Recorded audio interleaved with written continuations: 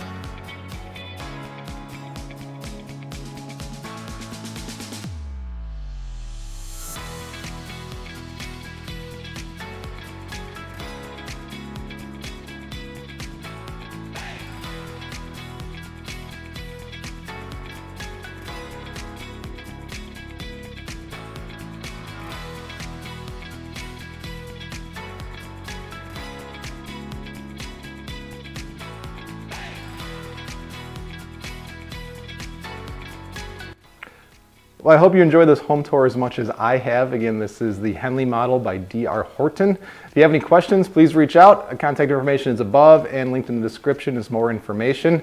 Love to help you out. Again, we serve Northwest Indiana and the Chicagoland area, so both sides of the border. We'd love to help you out in your buying or selling needs. All right, thanks for watching, and we'll catch you on the next one.